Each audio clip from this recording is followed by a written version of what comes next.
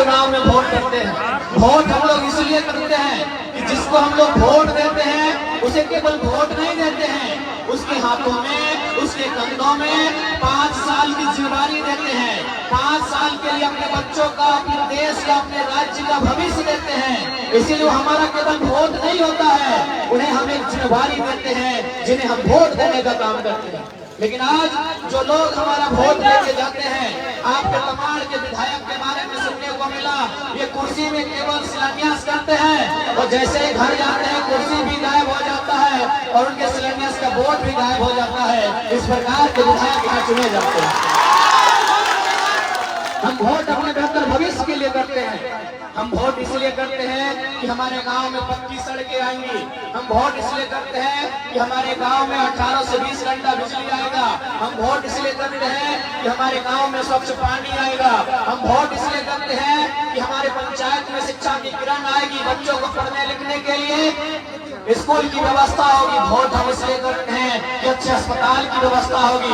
Vote हम इसलिए करते हैं नौजवानों को नौकरियां मिलेंगी, रोजगार मिलेगा, इसलिए हम वोट करते हैं। लेकिन आज केवल और केवल कुछ परिवारों का फायदा हुआ है। आज और चूंकि तमाड़ की बात करें तो हमने तमाड़ से दमयंती दी को मैदान में उतारा है। एक बात याद रखिएगा, ये आपको तय करना है, क्योंकि आज दमयंती मुंडा के साथ साथ हजारों लाखों लड़कियों को एक मौका मिलेगा। हजारों लाखों लड़कियों को एक मौका मिलेगा आगे आने का। नहीं तो आप भी जानते हैं, ऐसा बात नहीं है कि बाकी पार्टी में लड़की लोग चुनाव नहीं लड़ रही है, लेकिन वो कौन लड़की है? किसी राजा के घर की लड़की। ऐसा नहीं कि जेएमएम से लड़कियां चुनाव नहीं लड़ रही हैं, वहां भी लड़ रही हैं, वहां भी महिलाएं चुनाव लड़ रही हैं, लेकिन कौन लड़ रही है? कल्पना सोरेन जो मुख्यमंत्री की पत्नी। ऐसा नहीं है कि बीजेपी से महिलाएं चुनाव नहीं लड़ रही है, बीजेपी से भी महिलाएं चुनाव लड़ रही है। कौन लड़ रही है? अर्जुन मुंडा की पत्नी लड़ रही है और पूर्व मुख्यमंत्री रघुवर दास की पत्नी खुद लड़ रही है। ऐसा नहीं है कि आजसू पार्टी से, ऐसा नहीं है कि आजसू पार्टी से महिला चुनाव नहीं लड़ रही है, लड़ रही है। कौन लड़ रही है? हमारे सुरेश बाबू की मौसी लड़ रही है। ऐसा नहीं है कि कांग्रेस पार्टी से चुनाव लड़की या महिला नहीं लड़ रही है, लड़ रही है, लेकिन लड़ रही है पूर्व कृषि मंत्री योगेंद्र प्रसाद की बेटी लड़ रही है। सभी राजनीतिक दलों से लड़कियां, महिलाएं मैदान में चुनाव लड़ रही हैं। बंधु तिर्की की बेटी चुनाव लड़ रही है, लेकिन जयराम मांगो की खासियत है, गांव के गरीब महिला दमयंती मुंडा चुनाव लड़ रही है। ऐसा नहीं है कि बाकी पार्टियों में महिलाएं चुनाव नहीं लड़ रही है। बीजेपी में भी महिलाएं चुनाव लड़ रही हैं, आजसू में भी महिलाएं चुनाव लड़ रही हैं, कांग्रेस में भी महिलाएं चुनाव लड़ रही हैं, जेएमएम में भी महिलाएं चुनाव लड़ रही हैं, लेकिन वो या तो विधायक की बेटी है, या तो विधायक की पत्नी है, या तो विधायक की मौसी है। इसलिए अब आपको तय करना है कि भारत देश जिसे हम लोकतांत्रिक देश कहते हैं, भारत देश जिसे हम प्रजातांत्रिक देश कहते हैं, भारत देश जिसे हम गणतांत्रिक भारत कहते हैं, उसे प्रजातांत्रिक बना के रखना है या उसे राजतंत्र बनाना है, ये जनता को तय करना है। यदि प्रजातंत्र बनाना है, यदि प्रजा का शासन चलाना है, यदि प्रजा की बात होगी, यदि प्रजा का राज चलाना है, तो याद रखिएगा कल्पना सोरेन, चित्ता सोरेन और सुनीता चौधरी और अर्जुन मुंडा की पत्नी जैसी महिलाएं नहीं, गांव की एक गरीब महिला दमयंती मुंडा जैसी बेटियों को मौका दीजिए, तभी लोकतंत्र बचेगा, तभी लोकतंत्र जिंदा रहेगा। हमें उन महिलाओं से कोई शिकायत नहीं है। हमने पहले कहा हमारे पार्टी किसी महिला को लेकर कोई किसी प्रकार का आलोचना पड़ती और मैंने उस विषय पे बात नहीं करता, लेकिन हम एक उदाहरण दे रहे थे कि जो भी महिलाएं चुनाव लड़ रही हैं वो राजघराने से संबंध रखती है। राजघराना का मतलब विधायक का परिवार, सांसद का परिवार, और वो लोकतंत्र की अच्छी निशानी नहीं है। इसलिए आज अगर लोकतंत्र की अच्छी निशानी को आपको देखना है तो जेल के पार्टी में आके देखिए, चाहे वो दमयंती मुंडा हो या कोई और प्रत्याशी हो, हम लोगों ने ऐसे प्रत्याशियों को मैदान में लेकर आए हैं जो गांव गरीब मजदूर किसान परिवार की बेटी है, किसान मजदूर परिवार के बेटे हैं। इसलिए आप सभी से आग्रह है कि आप, ये जीत दमयंती मुंडा की नहीं होगी, ये जीत जेल के जयराम महतो की नहीं होगी, ये जीत हजारों लाखों युवाओं की, किसानों की, मजदूरों की होगी।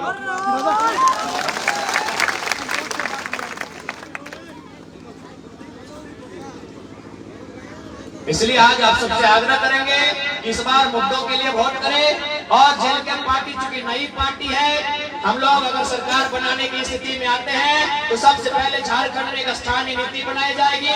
1932 का खतियान हो, 1964 का खतियान हो, सर्वे सेटलमेंट का आधार हो, उसके आधार पर सबसे पहले हम स्थानीय नीति बनाएंगे।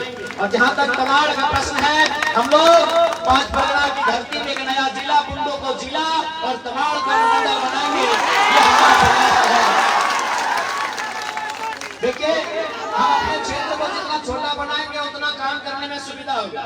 देखिए, हमारा घर बड़ा होता है, अगर उस घर में झाड़ू लगाना होता है तो दिक्कत होता है, अगर घर छोटा हो जाता है तो झाड़ू लगाने में सुविधा होता है। इसलिए हम लोग और बुंडो को अगर जिला के रूप में लेके आएंगे तो जिला रांची बहुत बड़ा होता है। उधर लोहरदगा के आसपास पड़ता है, इधर रामगढ़, उधर हजारीबाग के आसपास चला जाता है, इधर गुमला तक चला जाता है, इधर सरायकेला तक चला जाता है, कुल्ली तक चला जाता है।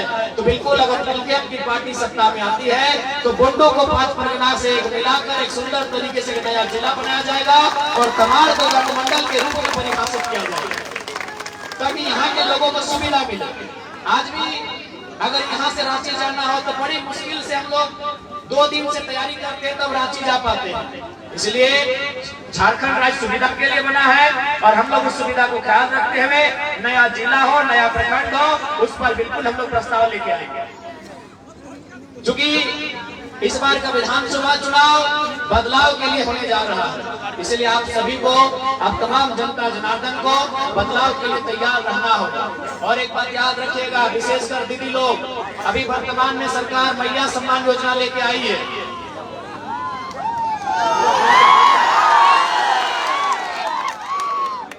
तो देखिए, हम लोग कहना चाहेंगे, आज इसी भीड़ में बहुत सारी दीदी लोग ऐसी हैं जो शायद रसोईया का काम करती है, जो पोषण सखी का काम करती है, जो सहायिका का काम करती है कि नहीं? और आपका पेमेंट 1 साल से बाकी है कि नहीं? आपका पेमेंट 1 साल से बकाया है। यानी सोचिए, जिन्होंने मेहनत किया है उनको पैसा नहीं मिल रहा है और वोट लेने के लिए सरकार घूस देने का काम कर रही है। जिन्होंने मेहनत किया है, रसोईया ने मेहनत किया है, आंगनबाड़ी की दीदी ने मेहनत किया है, जल सहिया वाली दीदी ने मेहनत किया है, पोषण सखी वाली दीदी ने मेहनत किया है कि नहीं? लेकिन उनका पेमेंट नहीं मिल रहा, उनको 1 साल से पेमेंट नहीं दिया जा रहा है और वोट के समय घूस देने का काम कर रही है। तो निश्चित है, जितनी भी दीदी, चाहे वो सहायिका हो, सेविका हो, पोषण सखी हो, सहिया हो, हम लोग सत्ता में आते ही भले मंत्री का 6 करोड़ का आवास को हम लोग नीलाम कर देंगे, लेकिन जो दीदी लोग हैं उनकी समस्या का समाधान तुरंत 100 दिन में किया जाएगा।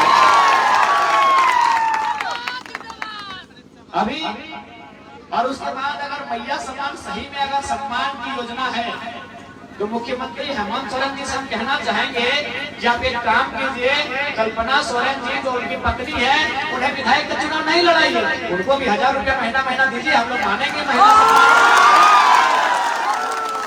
तो गजबे लीला है, गजबे लीला नहीं है कि राजा के घर की बहू बेटी महारानी बने। राजा यानी हेमंत सोरेन जैसे लोग, सुरेश महतो, बाबूलाल मरांडी, अर्जुन मुंडा जैसे लोग, यानी राजा के घर की बहू बेटी महारानी बनेंगी और जनता की बहू बेटी नौकरानी बनेंगी। यही झारखंड की तस्वीर है। ये नौकरानी नहीं तो क्या हुआ?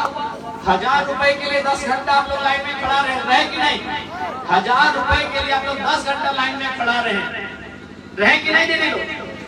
आप बताइए, उससे न साग सब्जी होगा, न दवा दारू होगा, न राशन का सामान होगा और न ही आपके श्रृंगार का सामान होगा। श्रृंगार में लिपस्टिक, पाउडर, काजल होगा। और उसके बाद भी चलिए ठीक है, उसके बाद अगर हो भी गया तो बताइए ना, हम लोगों ने 1000 रुपए लेने के लिए झारखंड राज्य बनाया था। क्या तमाड़ की धरती से आंदोलन नहीं हुआ है? क्या झारखंड अलग करने के लिए तमाड़ की धरती से आंदोलन हुआ है कि नहीं हुआ है? आपके बाप दादा पुलिस की लाठी खाए हैं कि नहीं खाए हैं? आपके बाप दादा जेल गए हैं कि नहीं गए हैं? आपके बाप दादाओं ने अंग्रेजों का मुकाबला किया है कि नहीं किया है? तो क्यों किया है? 1000 रुपया पढ़ने के लिए, भीख मांगने के लिए? नहीं ना। तो सरकार को बता दीजिए कि 1000 रुपया अपनी पत्नी को दे दीजिए, 1000 रुपया अपनी भाभी को दे दीजिए। मैया सम्मान अपने घर में दीजिए। हमें देना है तो हमें नौकरियां दीजिए, 1932 के खतियान के आधार पर नीति दीजिए, हमें बेहतर नियोजन नीति दीजिए। हमने झारखंड राज्य 1000 रुपए भीख मांगने के लिए नहीं लिया है, हमारे बाप दादा ने झारखंड राज्य हक अधिकार के लिए लिया है। इसलिए तमाम लोगों से कहना चाहेंगे, आज 24 साल के बाद इस राज्य में एक बदलाव की किरण दिख रही है, और इस बदलाव की किरण के साथ समझौता मत कीजिएगा। इस बार अपना बहुमूल्य वोट जेल कैंप के पक्ष में, कमार से दमयंती मुंडा जी के पक्ष में देकर केजी छाप नंबर 5 में मुहर लगाकर विजय बनाइएगा, ताकि दमयंती मुंडा नहीं, आपकी जैसी हजारों बहनें, आपकी जैसी हजारों माताएं, उनको विजय मिलेगी। ये दमयंती मुंडा की जीत नहीं होगी, क्योंकि ये अर्जुन मुंडा के परिवार से नहीं है। दमयंती मुंडा और अर्जुन मुंडा में रिश्ता नहीं है। हाँ, वो एक समाज के हैं, वो अलग बात है, लेकिन दमयंती मुंडा और अर्जुन मुंडा में रिश्ता नहीं है। इसलिए दमयंती मुंडा की जीत एक आम महिला को ताकत मिलेगा। इसी भीड़ में से कोई बहन बैठी है जो कल को बोल सकती है कि दमयंती मुंडा अगर विधायक बन सकती है तो हम भी बन सकते हैं। लेकिन कल्पना सोरेन के बनने से कितनी बहन ने कहा कि हम विधायक बनेंगे? अर्जुन मुंडा की बीवी बन जाएगी तो कितने लोग कहेंगे हम विधायक बनेंगे? रघुवर दास की पुतोह बन जाएगी तो कितने लोग कहेंगे हम विधायक बनेंगे? सुरेश बाबू की मौसी बन जाएंगी तो कितने महिलाएं कहेंगी हम विधायक बनेंगे? एक भी नहीं, क्योंकि मालूम है वो राजघराने से इसलिए वो विधायक बनने जा रही है, वो राजघराने से इसलिए उनको टिकट मिलता है। इसलिए आज अगर आम गांव के बारे में आपको सोचना है, अगर गांव की आम महिला के बारे में आप सोचते हैं, तो दमयंती मुंडा उसका एक प्रमाण है, उसका एक उदाहरण है। इन्हें भारी से भारी मतों से विजय बनाए, और केवल ये जीत इनकी नहीं होगी, जीत झारखंडियत की होगी, जीत खतियान की होगी, जीत हक अधिकार की होगी, जीत झारखंड के पहचान की होगी। दादा पानी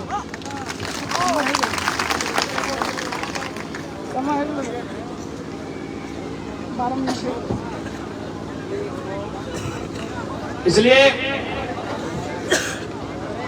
और एक बात आपको स्पष्ट कहना चाहेंगे, आज किसी भी प्रकार से लोभ लालच में नहीं, डर और भय से नहीं, अपनी इच्छा से आपको वोट करना है। मैं आपको एक छोटी सी कहानी सुनाऊंगा, क्योंकि वोट के समय ऐसा होता है। एक बुजुर्ग आदमी थे, उनके पास एक नेताजी आए और उस नेता ने कहा कि बाबा आप मुझे अपना वोट दीजिए, बदले में मैं आपको कुछ रुपए दूंगा, कुछ पैसा दूंगा वोट के बदले। तो बाबा जी ने कहा कि देखो बाबू, हम पैसा तो नहीं लेंगे, इस पैसे से तुम मुझे एक बैल खरीद के ला के दो, खेती बाड़ी का दिन है। वो नेता मार्केट में चला गया, 5000 रुपए दे रहे थे बाबा जी को। वो मार्केट में चला गया, मार्केट में जाने के बाद बैल खोजा तो बैल कहीं नहीं मिला, 5000 में बैल नहीं मिला। वो शाम को वापस आ गया, बोला बाबा बैल तो नहीं मिला। तो फिर बाबा जी ने कहा कि बेटा एक काम करो, तुम जाओ इससे का पटरू छगरी खसी पटरू कुछ ले जाओ। वो फिर मार्केट में गया तो 5000 रुपए में खसी पट्टा भी नहीं मिला। फिर शाम को आया, बोला बाबा इस पैसा से तो खसी पट्टा भी नहीं मिला। बोला बेटा एक काम करो, हम बूढ़ा आदमी है, मेरा बेटा लोग बाहर में रहता है, तो जाओ कम से कम कुत्ता खरीद के ला दो, दरवाजा में रखेंगे। तो नेता फिर से गए, नेताजी गए मार्केट घूमे, उस रुपए में उनको कुत्ता भी नहीं मिला। वो फिर वापस आए, बोला बाबा इस रुपया से कुत्ता भी नहीं मिला। तब बूढ़े ने कहा कि नेताजी जिस पैसे से आप बैल नहीं खरीद पाए, जिस पैसे से आप बकरा नहीं बकरी नहीं खरीद पाए, जिस पैसे से आप कुत्ता बिल्ली नहीं खरीद पाए, उस पैसे से इंसान का सौदा करने आए, ये तो गलत बात है। ये तो गलत बात है ना। बताइए, जिस पैसे से आप बैल नहीं खरीद पाए, बकरी नहीं खरीद पाए, कुत्ता नहीं खरीद पाए, आप इंसान के वोट को खरीद आए हैं, जो इंसान की जिंदगी के बाद भी कीमती है। आपका वोट आपके लिए नहीं है, आपके बच्चों के लिए भी है। आप अगर कुछ हो भी जाता है, आप दुनिया को छोड़ के चले भी जाते हैं, और आपके वोट से अगर अच्छा काम होता है, अच्छा स्कूल अच्छा कॉलेज बनता है, तो आपके नाती आपके पोते उसमें पढ़ाई करेंगे और याद करेंगे भाई कौन जमाने में इस कॉलेज को बनाया गया। तो आपका अच्छा वोट आपकी जिंदगी के बाद भी कायम रहेगा। इसलिए आज हम लोग यही कहना चाहेंगे, जहाँ तक महिलाओं का सवाल है, हम लोगों ने अपने घोषणा पत्र में भी साफ साफ कह दिया है कि हम लोग 1000 रुपए फ्री में दें या ना दें वो तो अलग विषय है, लेकिन हम लोग केजी से लेकर पीजी तक की जो पढ़ाई होगी बहनों के लिए, दीदी लोग के लिए, वो फ्री में दिया जाए। तो बहनों को, बेटियों को फ्री में केजी यानी यूकेजी या नर्सरी एलकेजी से लेके पीजी यानी एमए तक वहां तक की शिक्षा उनको निःशुल्क दिया जाएगा। और हमें लगता है कि नारी का असली सम्मान उसकी शिक्षा में है। अगर पढ़ लिख लेगी तो समाज में काबिल बन जाएगी।